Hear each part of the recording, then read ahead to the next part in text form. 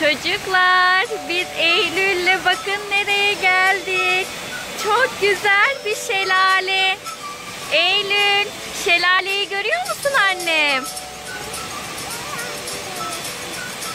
Eylül oraya gitmek istiyormuş. Şelalenin yanına mı gitmek istiyorsun? Aa, şuraya bakar mısınız? Çok güzel bir şelale. Eylül şelalenin yanına indi. Eylül ne yapacaksın? Eylül Barbie'siyle geldi. Barbie'sini yüzdürecekmiş ama nasıl yüzdüreceksin? Nasıl yüzdüreceksin Eylül Barbie'ni?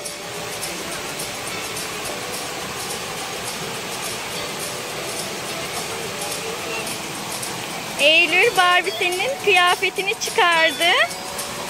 Şimdi yüzdürecekmiş. Aa! Eylül Barbie'sini yüzdürüyor. Saçlarını yıkıyor. Ay! Yıka anneciğim, yıka. Çok güzel. Şelale harika. Barbie de şelalede yıkanıyor değil mi Eylül?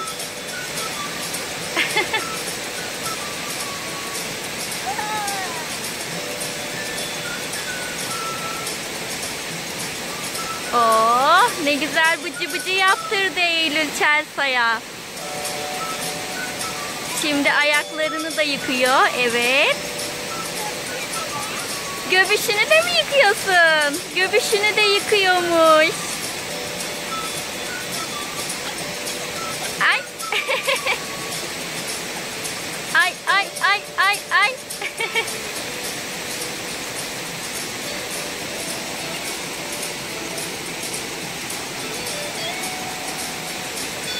Oh, yüzünü de yıkıyor benim kızım. Pis olmuş değil mi anneciğim yüzü de?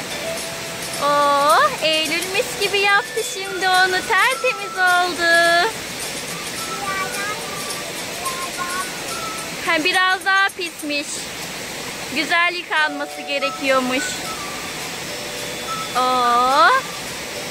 Oh, saçlarındaki suyu da attırdı Eylül.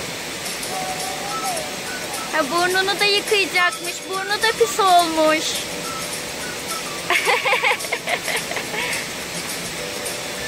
Ah, şimdi galiba tertemiz oldu Eylül. Evet. Hadi arkadaşlarına bay bay yapalım mı şimdi?